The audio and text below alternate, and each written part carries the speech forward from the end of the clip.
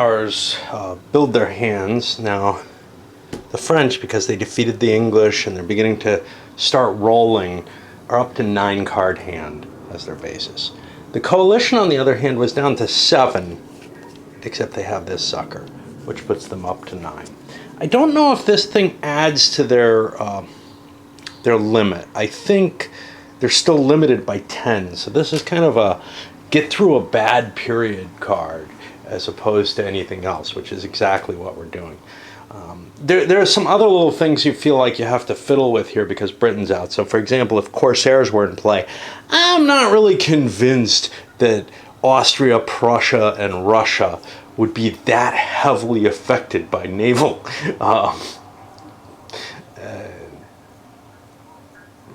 by Corsairs interfering with their shipping.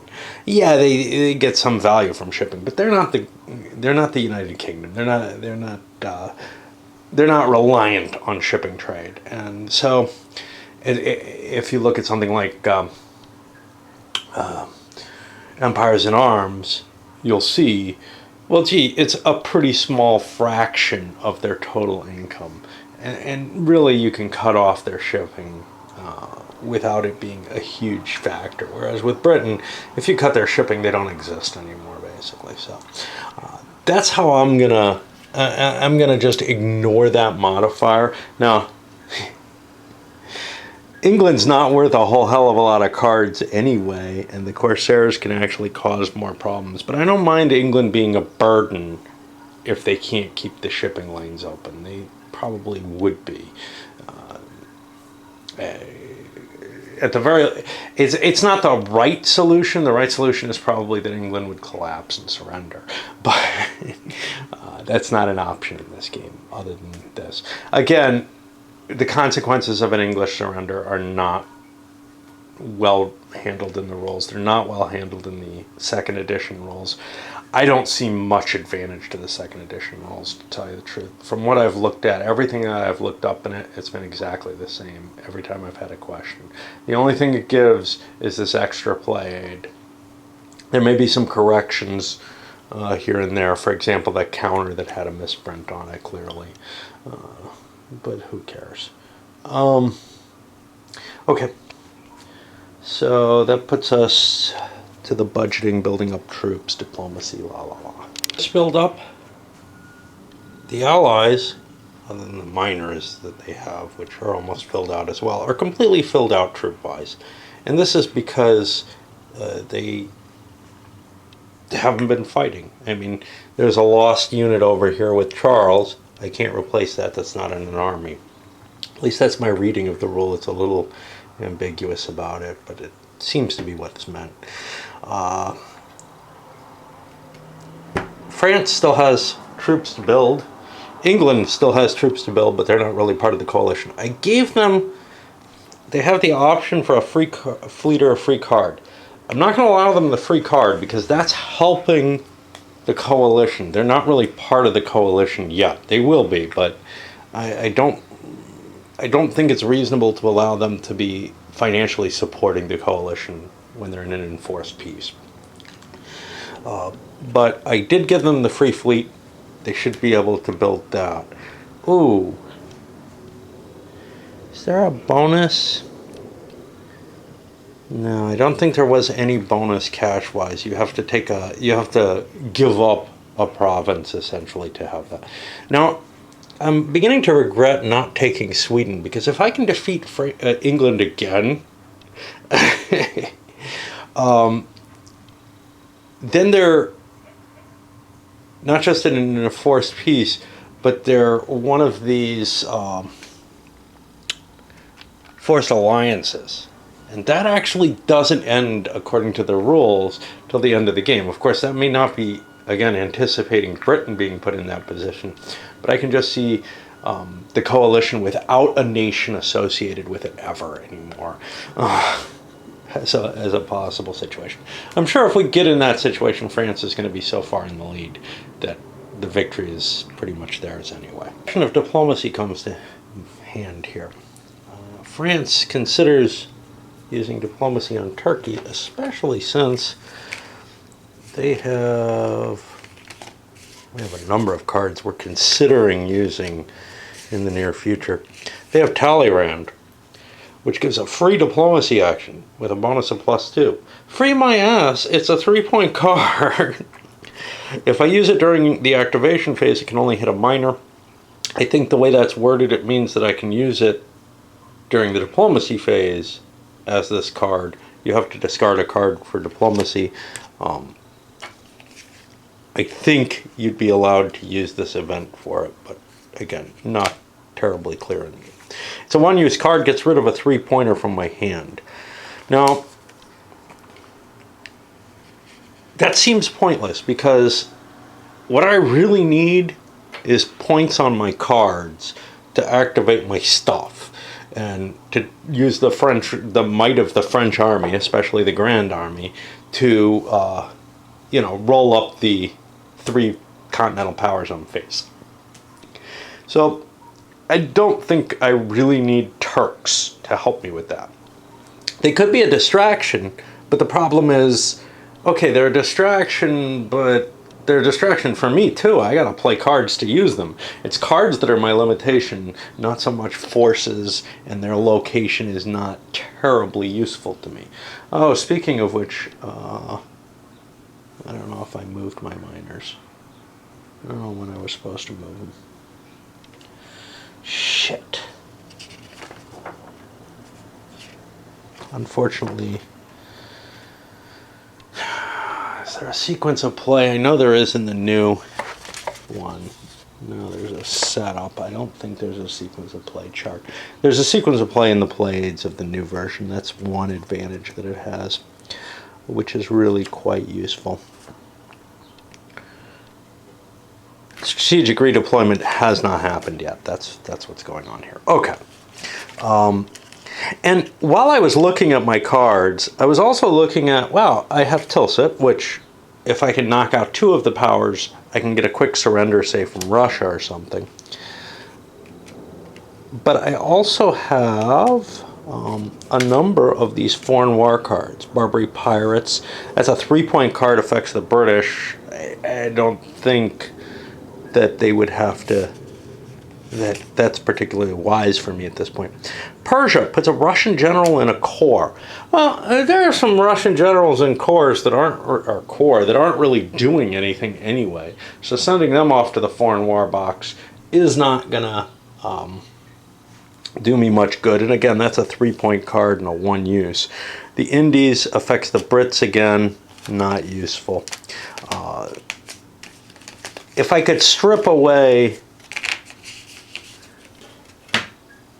say, some of the Austrians by using the Turks, or if there was a foreign war that affected them, that would be worthwhile because they're kind of limited in terms of what they have. But if I would have to be able to do it without a significant commitment of forces here, so I'm going to hold off on any of that.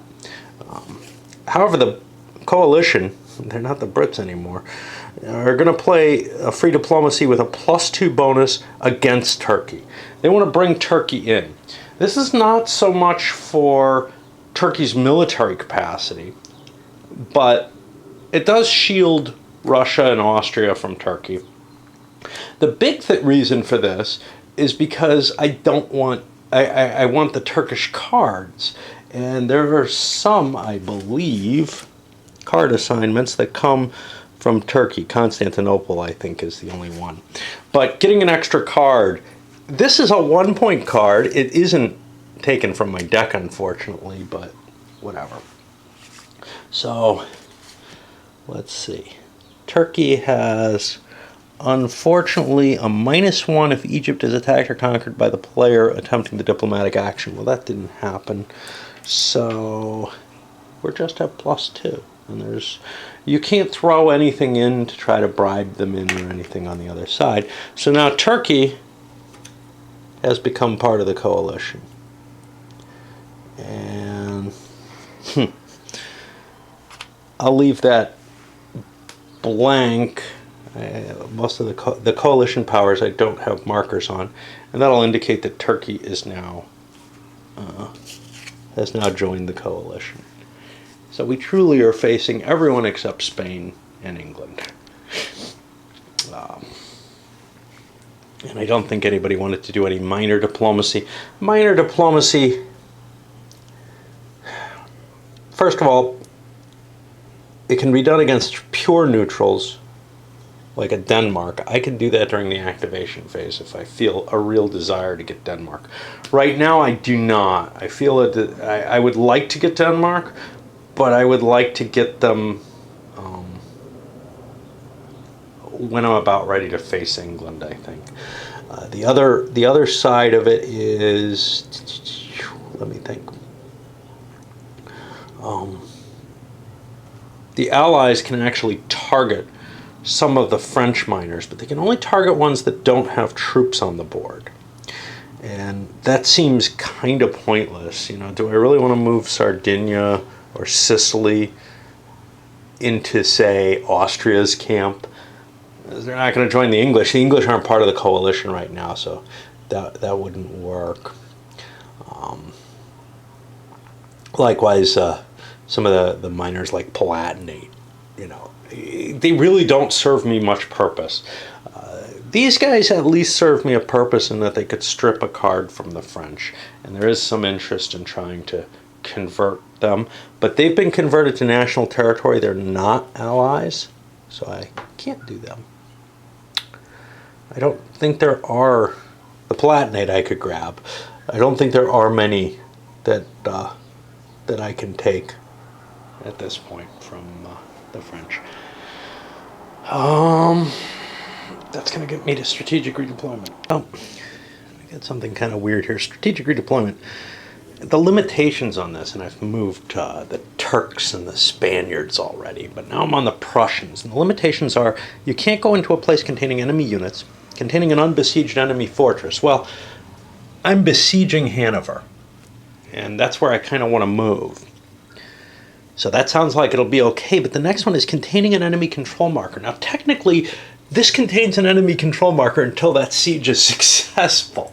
You almost feel like they're trying to make an exception. Well, you do feel they're trying to make an exception for unbesieged enemy fortress.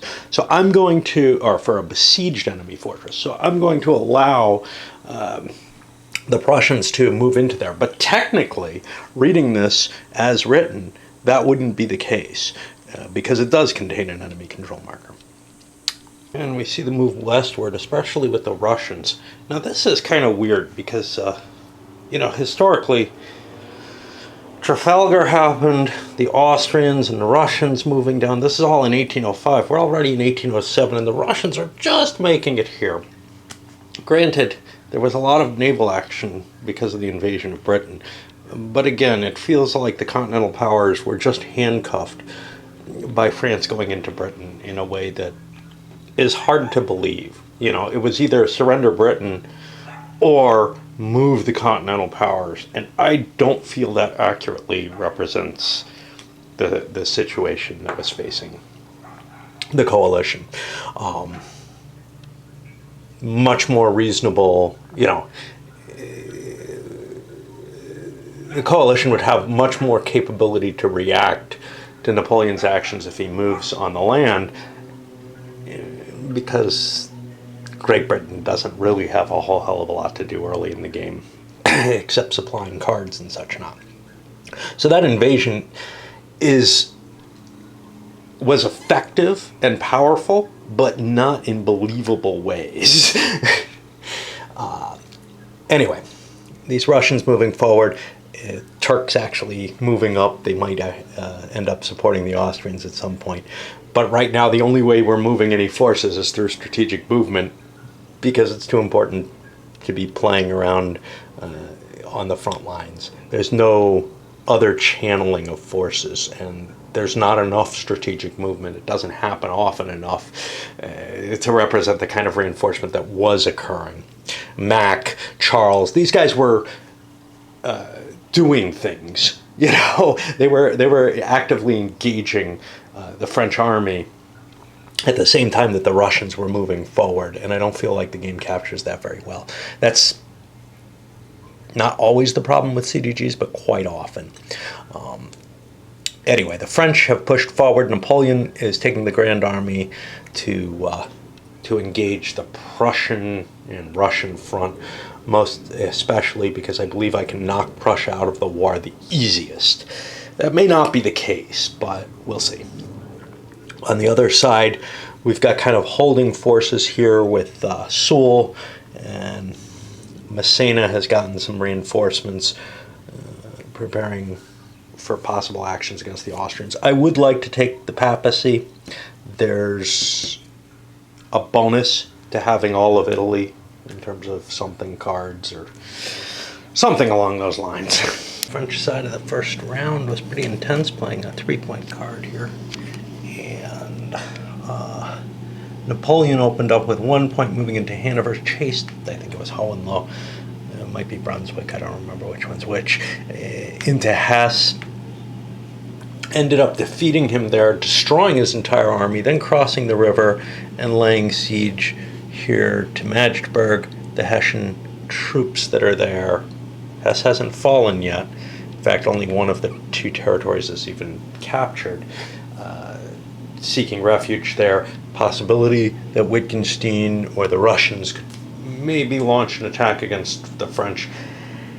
It's really tough to defeat Napoleon, though, and the Grand Army. That's you got to take the Allied theory of fight Napoleon where he ain't. I think that was Marshal Wee Willie Keeler who suggested that. Then down here, I was considering Saint-Cyr, sending him down to go take Rome. I have 2 extra points. I was considering Massena moving forward because he probably outnumbers Charles. But I decided Soule, trying to destroy, not Mac anymore, but John, who is actually better rated in this than in most games. I think the designer has a certain appreciation for Archduke John's capabilities that some other designers don't really have. Anyway, Soule was driven back. He was outnumbered heavily and faced a mass cav charge that he couldn't react to. So, like I said, you only have 2 armies with the French, and the Italian army is, Massena is not a bad guy.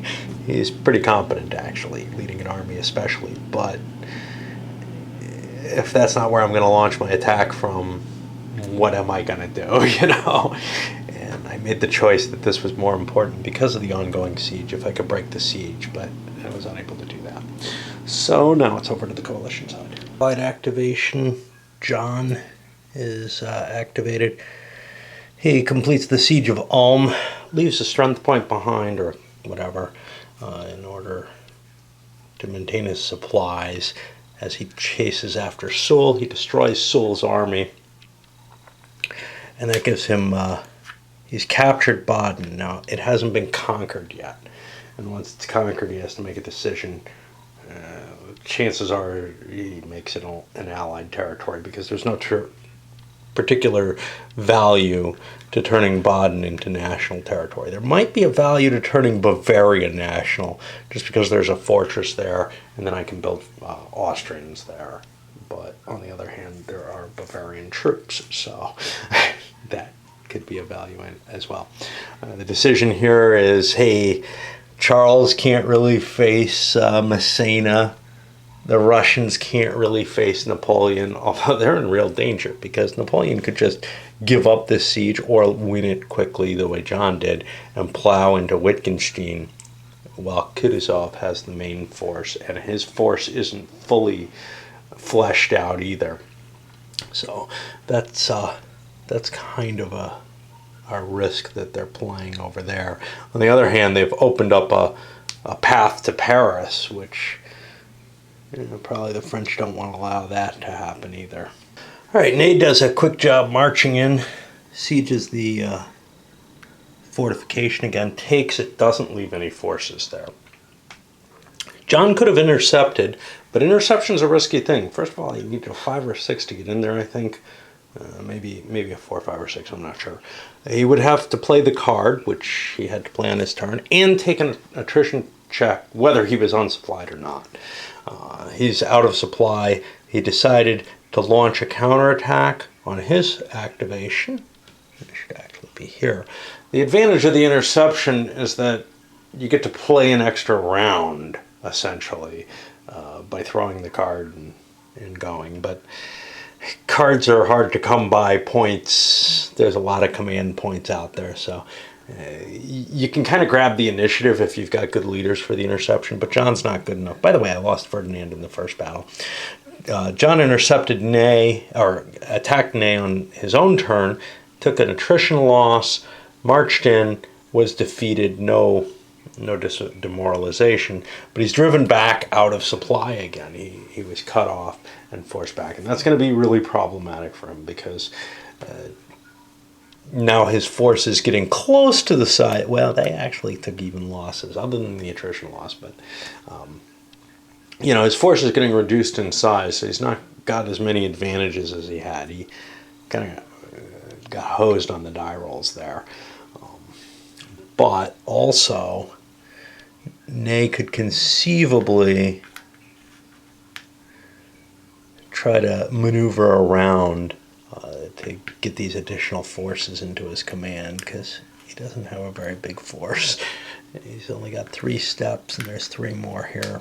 And that would maybe not be an effective screen, but it would be better than what I've got, and maybe give me something I can defend Paris with. The other problem is, okay, the French can play better cards because they're with Napoleon, etc. Their leadership's a little better. Most of their leaders are 2s, though, and most of the Austrians are 2s, and the Russians as well. So, it really comes down to how good our hand is in terms of how much mobility we're going to have there, with the exception of Napoleon back there. And of course, if I want to bring Tormasov into play. As dramatic and effective the boldest of the bolds move has been. Here, he's actually not in a great location. If I cross into Bavaria here, that's 2 movement points, 3, and wow, there's a big Russian army right there. I'm in supply, barely. Of course, the Austrians could cut my supply too, and that would start to cause some real chaos. Though I think I can draw supply from Württemberg as well. I don't remember. But the real problem is I can't get around to the neutral units here, and I can't really dispatch Massena off to help him. Napoleon has enough force to help, but I feel like Ney's gotten himself into a bit of a pickle there. I'm not quite sure what to do yet. We're exceedingly active. Napoleon took Magdeburg, marched down, took Hesse. Then, let's see, I activated Massena, knocked him into Charles. He lost another battle. He's kind of at a disadvantage there, actually, at this point. Slight disadvantage, but I hadn't realized the terrain is really part of the difference. I don't know if it's all of it. I think there's a 2-point swing between them. Anyway, it's gotten worse, perhaps. And I played a big card, and I had some points banked. So I also went down and I took Rome, which, again, there's some importance to doing that. Napoleon's heading down this way to kind of position himself where he can strike either the Austrians or the Russians, or at least interfere in either direction, as well as gathering up territory as he goes. Austrians try to save John from an attrition roll here by throwing Bellegarde against Ney. Now, this was about an even battle, actually, the only difference being the morale, hence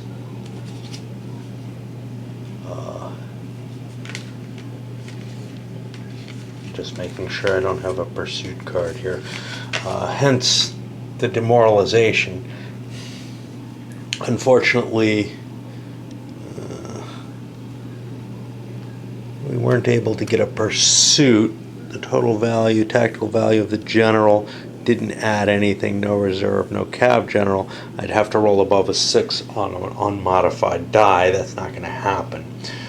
However, it does mean this force isn't going to be doing anything terribly effective, and it will withdraw from any combat I try to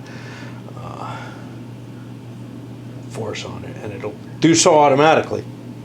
There's no way of pinning down, there's no way of chasing down an army in this game. Once you demoralize it, you can just chase it across the board and capture fortresses. It becomes an ineffective force, that's all. Stuff in a couple of errors, but let's try to catch them as we go. Napoleon played a 2-point card so he could bank a point, and marched down, grabbed himself, what is that, Cleves or something like that? No, Cleves is next to Berg. And then attacked John, defeated him. You can see he's been routed away. He took some pursuit losses because this is Napoleon with Murat, etc. Then Napoleon returned back. However, here's the thing. John was out of supply, but and that is a penalty before combat or during the combat of three pips on the dice. But he would have been out of supply on the attack. I'm trying to see if that's a river. It's not. It's easier to see with the camera than it is visually. When he attacked Ney, he would have actually been out of supply then as well, and probably wouldn't have made that attack. But you can see the Austrians have pretty much been destroyed in Germany as an effective force at this point. And now I can swing Napoleon up, grab these additional forces, and concentrate on the Russians. I have one card I really want to play at some point, not the Persian card. The Cav of the Guard. That gets me one of my special units that's worth +2 if I commit it in a battle. It'll take losses and it has to be recuperated then, but it's still strongly advantageous to throw those things into your army. They don't count against you. I'm still not sure whether or not the reserve cav should count against you. The way that's worded is really twisted. I'm playing that it doesn't, but that makes it almost a special force in an army. I guess it's a regular corps anywhere else. Now the Allies have to try to figure out how to cope with the beast that is Napoleon. And coping with him generally means not engaging him. Charles completes the trifecta, getting himself a black flag as well. He launched an attack against Messina. I don't know if this is the best thing, but it's so hard to face Napoleon. And rallying forces, that means they can't withdraw for free. So that doesn't seem like a terribly good idea, but in this case, this attack ended up not being in my favor at all. I was about 3 points behind in the combat differential before the dice went. A little bit of pursuit. I finally played the rear guard card here that I've been holding. It just prevents one casualty. It's not a card I want in my deck, so I really wanted to play it and I kept forgetting. I finally got a chance to. Well, that opens things up for a possible siege of Venice. Not right away, but at least we could get me into a back. Maybe. But maybe we have worse problems to deal with in terms of the Russians. Maybe we have to face them and defeat them in the field as well. Try to get some successful attacks there. I'm in this kind of weird status trying to figure out how the activation should work. I was here before when I was looking at, what was it, the Genius of Napoleon card, which does not give you any activation points.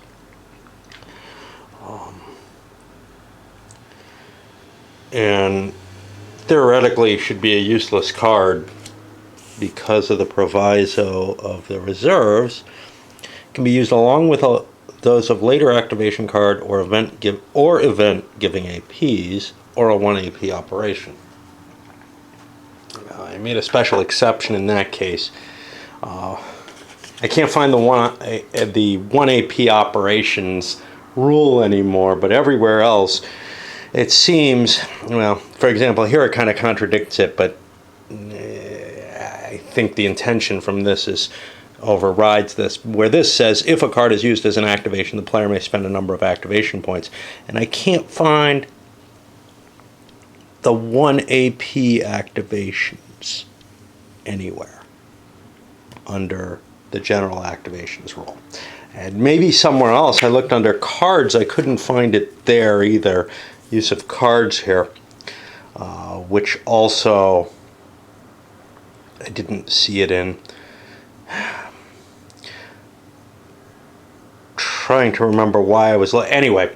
One reason I was looking for it was to see, but this was a secondary reason, whether the Cav of the Guard, whether I could play that and still get an activation. I think it's pretty clear I can't, but I think I want to play that because I just can't see anything the French can do that is so important at this point.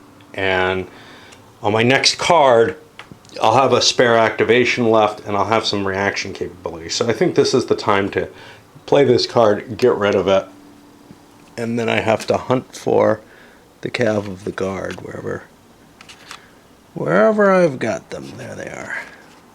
And that joins Napoleon's army, and that's like a +2 unit that I can throw in to individual rounds. I think it takes the second of the combat losses, though, which is kind of painful. There was some other reason I was looking at this, but I can't recall what it was. And it looks like an ugly situation to develop for the Russians. The French have charged through, grabbing Thuringia. I used the Genius of Napoleon card, which means I can force march without rolling a die. This is my last activation, so that sounds good. So I take Thuringia, and I siege Dresden and Saxony. I have to, I'm sorry, not Saxony, where's that? Willemberg.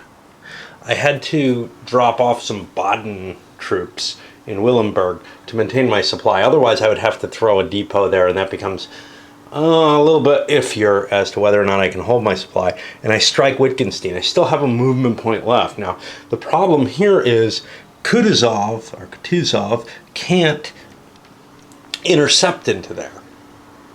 He could send a force to march to the sound of the guns, but he can't bring his whole force into play, so he certainly can't intercept. But so Napoleon's going to be able to hit Wittgenstein's smaller force first, and then which could have reinforced Kutuzov, and then and will not be as big as Kutuzov's force no matter what. And then it's quite possible that, first of all, Berlin will likely fall, and Kutuzov will be in a position where he can be hit by Napoleon while he's out of supply. He has no supply route going back to Russia now that he's been cut this way, and he can't just trace to the Prussian supply. I don't think this counts as a fortress anyway because it's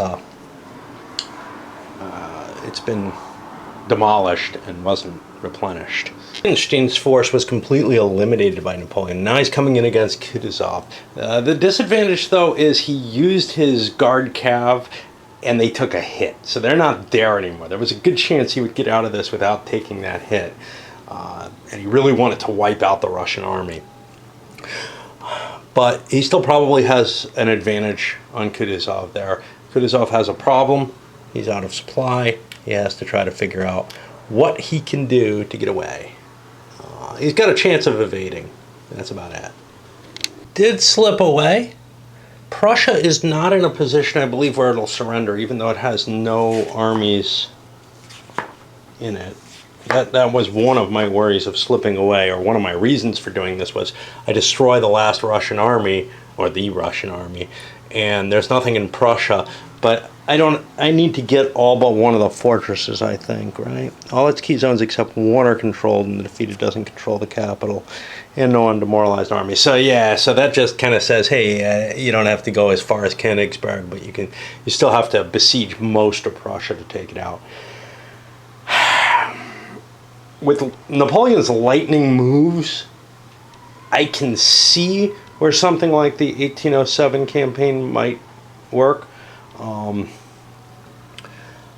I'm not at all convinced that Austria's first surrender is a valid one under the normal rules. the Treaty of Tilsit card could conceivably work, except except Russia was allied with Austria at that point, so it couldn't be affected. So I don't think the game actually accurately represents surrenders from what I can see. Maybe there's another card, that I don't know about, but it looks like it's much, much harder to force a country to surrender in this game than historically was the case. I shouldn't have to spread out and take all the Austrian fortresses. Am I missing something? No, it's key zones, not fortresses. Okay, so what key zones are there? Well, in Austria, yeah, I think they took Bohemia.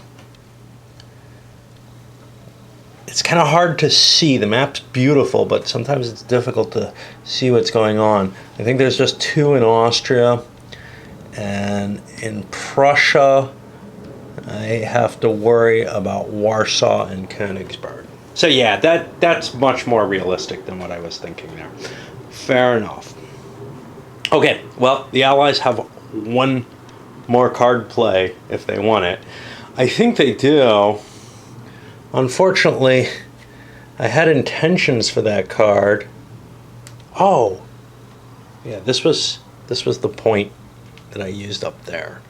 Okay, their intention with that card was to play Rothschild and give them 2 resources each in their next budget phase for all the for Britain and all coalition countries. I think that goes to Britain whether Britain's part of the coalition. However, I've got this damn Russian army stuck out of supply right now. Might not be safe to try to get it out of there, though. I go here, I get intercepted by Napoleon. And that's no good. I don't get a withdrawal then.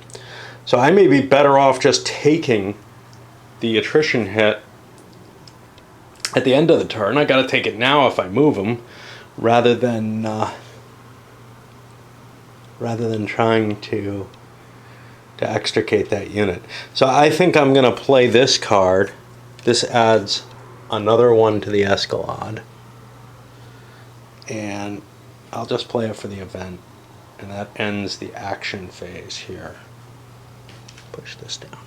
Making it to the end of the year with your armies demoralized is not a good thing. The 3 column shifts on the attrition table make it so that if you don't have very big forces, they're going to pretty much dissolve. Charles is down to 2 corps. Bellegarde is down to 1. The Russians expended one of their depots to prevent them from losing more than 1 unit. That would have been a wise move probably for John, who dissolved completely. He lost the reserve cav. That's all he had. And maybe for Bellegarde as well, just because the depots are cheaper to rebuild than the losses that we're taking. Charles did not have that option. He was not stacked with one. The next thing we're on to is conquests here. And for the minors, we get to choose whether to make them allies or national territory. It's funny. I didn't upgrade this to a protectorate, so we'll just make this part of our national territory instead of a Austrian alliance. I don't see any real reason we need to make it allied territory. And the papacy, I think Tuscany. No, Romagna's part of this. Tuscany is French. I don't know. I don't remember what status. These little counters don't hold up very well in terms of remaining where they're supposed to. Tuscany's actually not on the chart. Oh, it's part of France. That's why. It's included in the French national territory. Okay. As is Genoa and Piedmont. Interesting. Okay, so we'll add the papacy there. We may, if we have to incorporate that into Naples, we may do so. Where else are we interested? we get rid of some of these too. This is still part of Bavarian territory. Okay, over here we captured Berg. I don't know if Berg has forces. If it does, I want to make it an ally. Baden does. I don't think Berg does, so again, we'll make that part of French national territory for now. It might get incorporated, into the Confederation of the Rhine. I think that requires a card to do, though. We'll see. Hesse we've conquered. We're going to make Hesse into an ally. The reason for that is they have troops. We would like those additional troops.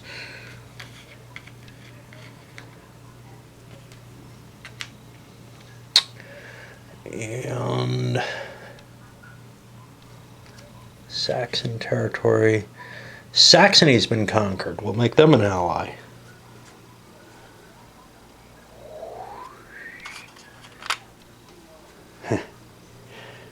And you can see that we're kind of doing what Napoleon should do. It's just taking us longer, but we took England out, right? That's something. As I assess the cards for the turn, moving through, nobody wanted to declare war. The coalition ends up with 9 cards because of this. They actually have a fair pile of cards, in part because they still own Mantua here. I may have been cheating in favor of the French, giving them Le Quart. Somebody keeps pointing out, and I didn't realize what the effect was here, but that's Egypt. That's Cairo. Unfortunately, the choice has been to put all the names in their French variant, I think. I'm not absolutely certain because I'm seeing some things that don't appear, but that I'm not sure would be wouldn't be changed. Madrid, Berlin, for example. I don't know, but I'm assuming that in French they maintain the same usage. London is indeed Francofied, so I should have taken that as a clue. Tough to do there, at least for me. But it's just something that, once you get used to it, it works fine. All right, on to the budget. But I have been cheating, probably giving the French an extra card each turn, which is a significant factor. And I may have actually cheated twice for them on the last turn by giving them the Mantua card without realizing that they don't have it. I probably thought Milan as the more important city. And after builds and redeployments, this is what we see. Prussia, not much of a build. Because they lost a key area, that's -4 to their production. Their production is shit to begin with at 5. So they got one partial core in play. Meanwhile, forces moving up into range. So we have Napoleon consolidated the forces in the north under him. Now he ditched Davout. He's taking Laon as his sort of secondary commander. That's going to allow him to use Davout as a commander next year. Because right now he's got Soule here.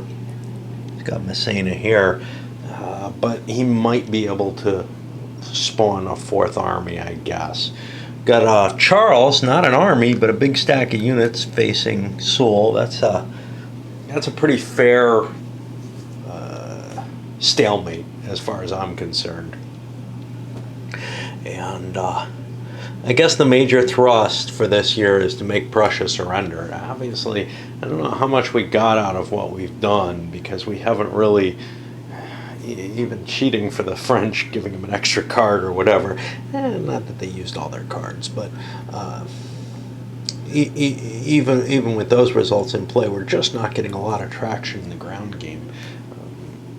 Now, you get a lot more when you're not spending lots of your cards on the navies.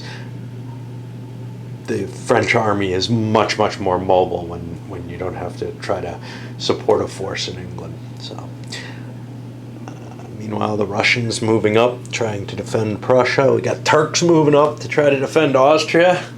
It's going to be kind of amusing. The coalition tried to bring Egypt into the game. France didn't do any diplomacy on it because Cairo is worth a card. Why not?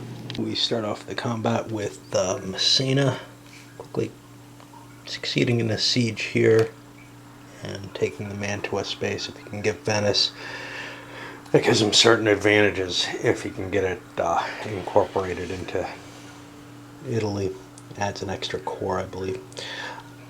And then I used, let's see, that was one movement. Second one, I moved Napoleon, banking a point over there. I used a 3-point card.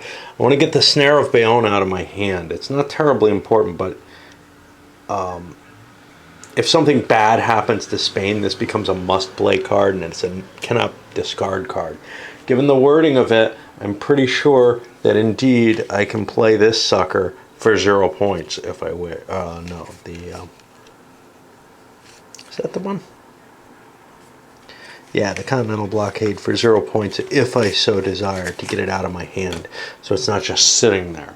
The problem, of course, is that's a passed round in that case. Napoleon chased Kutuzov all the way into Saxony, where Kutuzov fought a battle behind the river line, barely defeated Napoleon. No major effects there, but this was, the Grand Army at its best that he just knocked a hole in, and he was able to slip away to where he's in supply now. So I have a pretty effective set of maneuvers in terms of just the evading combat by Kutuzov. Messina moves in, takes Venice, and Napoleon destroys Kutuzov's army, chases Bagration away, and then marches against, I think maybe I'm illegally overstacked. I've been allowing a couple of corps to just be together without a leader. I don't know if that's possible. I'm going to have to look that up, because I think the leadership is what determines what you stack anyway.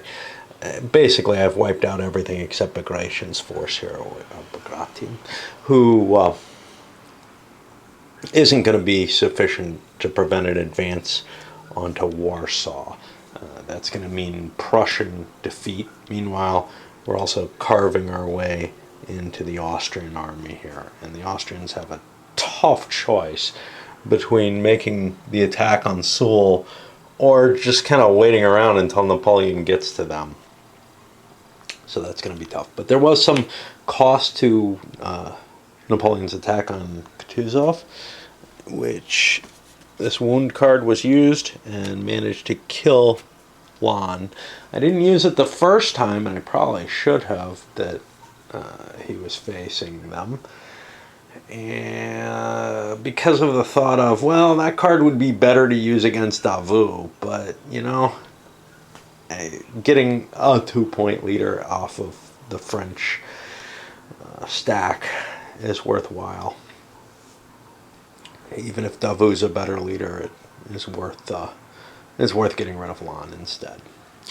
And we needed the supply depot, I think, to move into here. Charles moves into place to siege Ulm again, and then the French,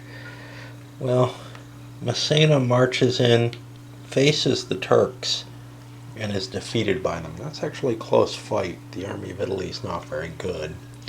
And Napoleon's chasing Bagration around. His units aren't terribly fast, so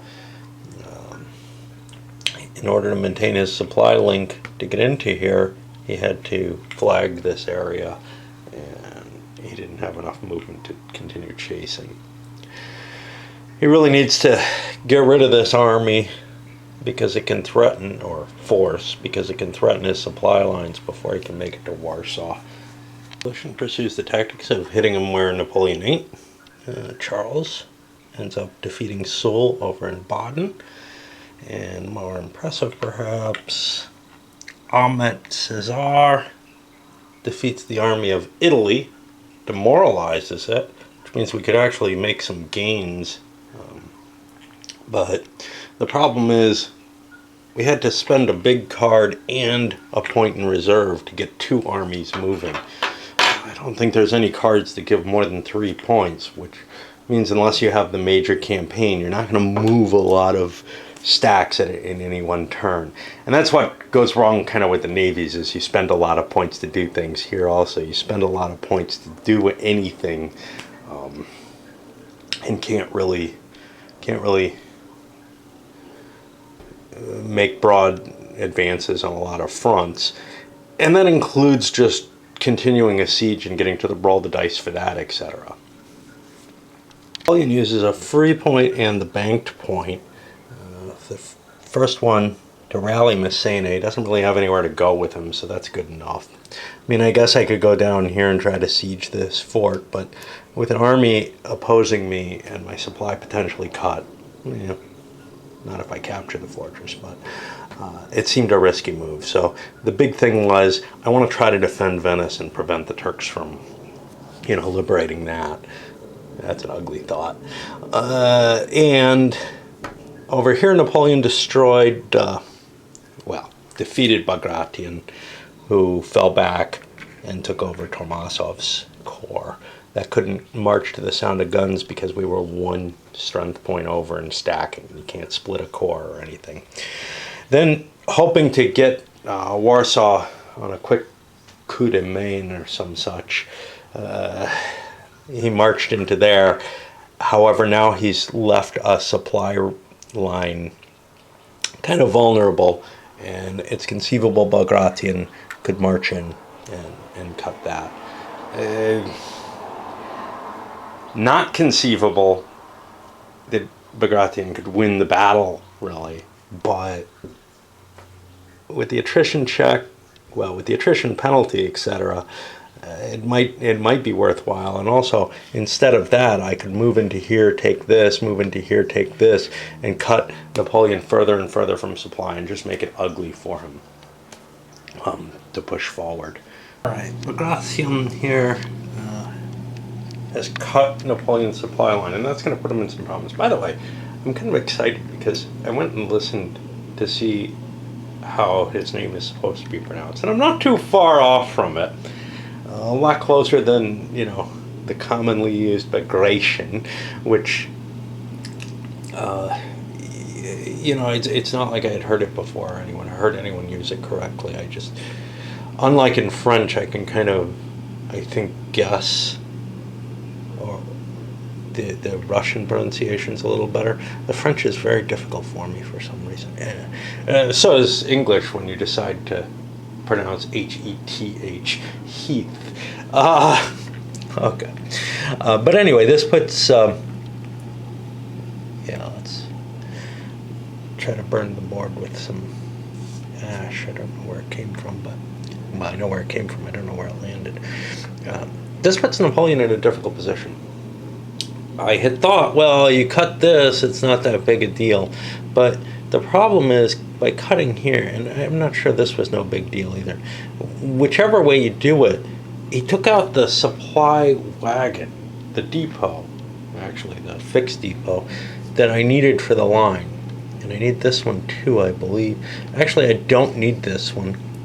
So I could conceivably spend a point to move that one. The thing is, and I could do that in conjunction with something else. Maybe a forced march with these Hessians could get me a supply line. Basically, what I need to do is this is complicated, but I need to trace the line back to here. Now, what I don't want to do is leave a unit sieging Warsaw that's going to be out of supply, because that's, I think, that doesn't get a siege roll. But even if I take this location, moving the Grand Army back here, which I can easily do, I don't have a supply source there. I don't think the Hessians really help me too much. But what that means is I'm going to have to take a supply roll with Napoleon. Now, what I may want to do is build up some points and use the good old genius of Napoleon, because it doesn't seem like I'm going to need that. So that I can use those points on that activation. Again, I've made up special rules for that card to allow it to be used in an effective manner. Because I don't have to worry about this right now. If Bagration wants to attack me, he can. But he'll get the out of supply benefit there if I delay.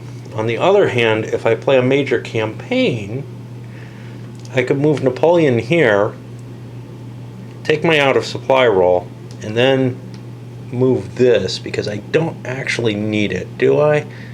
I get 2 to here, and then I can draw my supply to there. So I think the major campaign may be the best choice. Didn't even play it as a major campaign. I played it for the 3 points, which maybe I have another 3-point card. I want to keep Triumph of Erfurt because I get a victory point off of that if I get to play it. But I've managed to move here instead. Now, I didn't manage to convert it. My 4 movement points went 1, 2, 3 for a conversion. Not that it's terribly... Oh, no, it is important that I get this here because I need the supply wagon for these guys. Napoleon's in supply now, although he has to roll an attrition check because he was not in supply when he started his move. 2, 4, 6, 8, 9. Any modifiers? +3 to the die roll. -2 because that's an all French force now.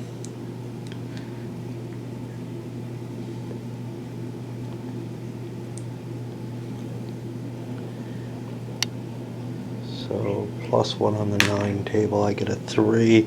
I'm going to lose a step. Guess I'll take that off of this crappy, which is better than what most people have, you know. Now I have 2 more points to spend. I actually probably should have spent the Brilliance of Napoleon card. I'm gonna move this 1, 2.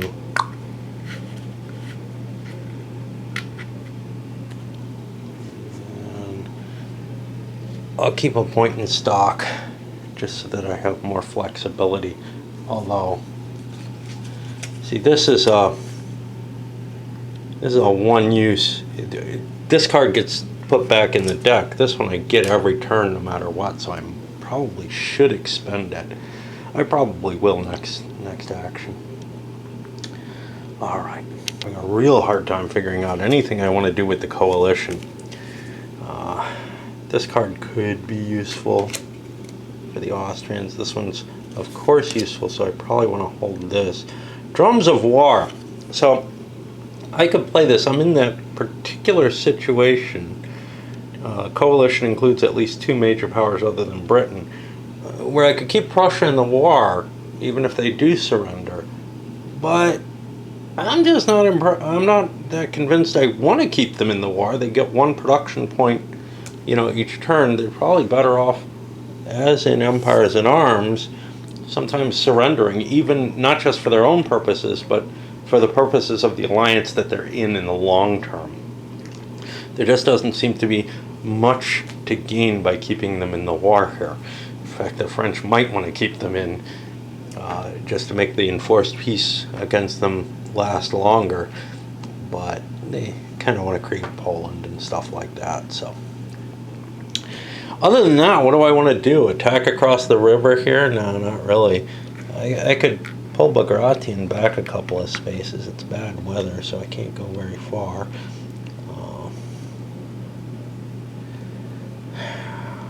I could just bank a point. It'll be bad weather next turn too, or next round. I think that may be my best move here, because honestly,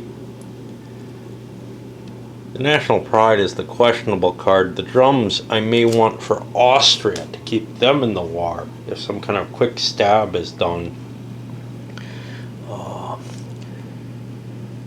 If Vienna is taken and there's no army in Austria, which there isn't yet,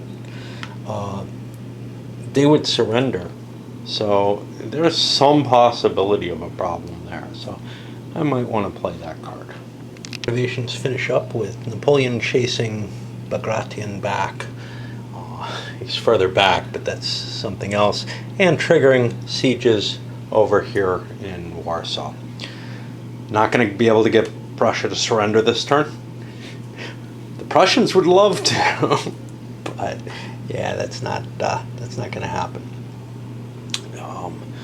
On the other side of this, for the coalition, I chose to shift one Turkish unit forward, getting it closer to range of the Turkish army, and then pull Bagration back to his line of communication so that he can actually rebuild or build an army up there, possibly to face Napoleon. I'm not sure what, but at least to put some threat into here. Because as long as I've got Napoleon pinned down with one force, it's possible that the Turks and the Austrians can handle the marshals. Well, I wasn't taking into account the final peace phase. Now, let me think about this, because I was taking Magdeburg, but I may be able to take Masovia here. I believe I am.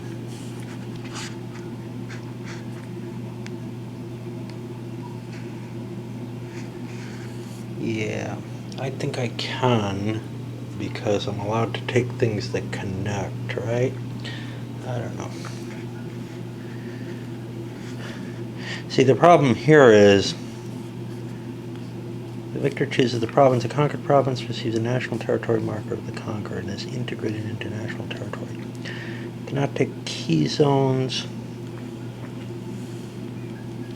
Provinces chosen must be after the conquest must be adjacent to the national territory of the conqueror or one of its minor or major allies.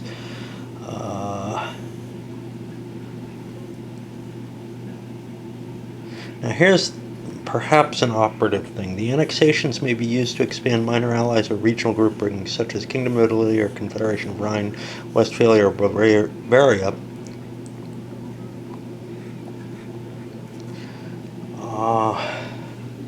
See, the conquest of Poland just confuses me. It's not, and maybe the, Maria Valeka card handles this.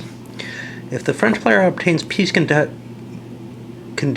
the province containing Varsovia, Warsaw, and at least one other province, well, I was taking these two, but I'm not sure I'm allowed to because I have nothing connecting to them. That may require the card. Unfortunately, that is by the Maria Valeka card. Which it may just be that I can't create Poland without the card unless I have territory elsewhere. So this, if Warsaw is controlled by the Empire, Poland is created as a protectorate at the moment, which leads me to believe that I can't even create a Poland.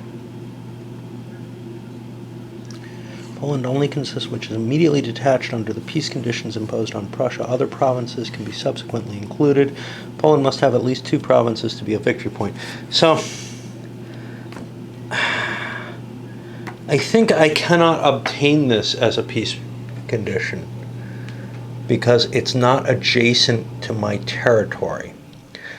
However, instead of taking Magdeburg, I could take Silesia and then create Poland. It's not necessarily what I'd want to do. Now I have this integrated as national territory, and it's not going to connect to my national territory, so I'm not going to be able to use it as anything advantageous, but I do get to create Poland out of this. It's a two-space Poland, and I'm able to do that because it's adjacent to my ally, I think. This is...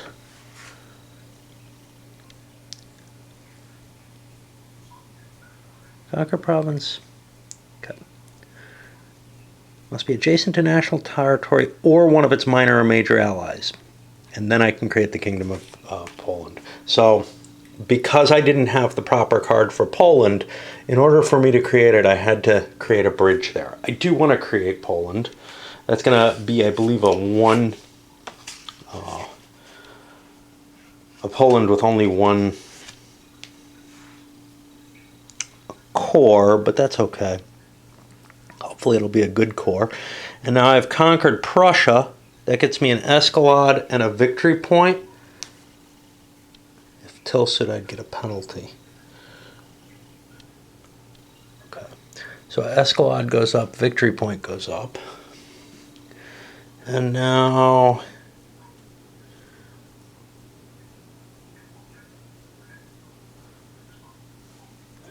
added any major powers. Now we've got to talk about Poland. Now, these are here.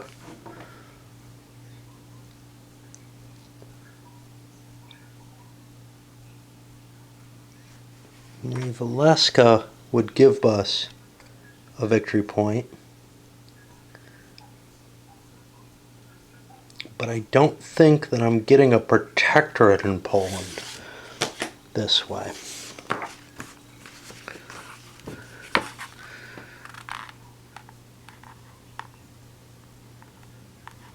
Poniatowski and a Polish corps are placed in the reserve of units to be built available. When the third Polish province is added, another corps is put in place.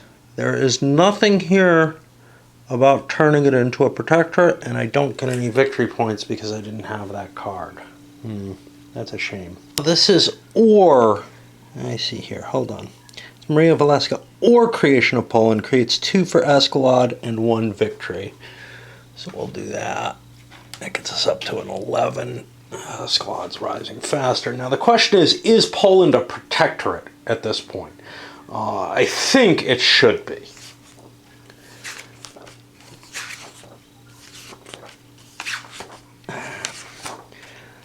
Because I don't get any bonus points for creating it as a protectorate, and if I do create it as a protectorate, when it's conquered, it's a penalty in my victory points, and I've gotten a victory point for it. So kind of the negation by creating a protectorate, I think, should be in place. Of course, maybe Poland becomes a free agent here. I think that's highly unlikely from a historical perspective, but if we were thinking along those lines, and that's kind of how the rules are written as they stand. Now maybe this has been clarified in the more recent, but I'm going to go ahead with what I've got here and make this into a protectorate because I think it should be. And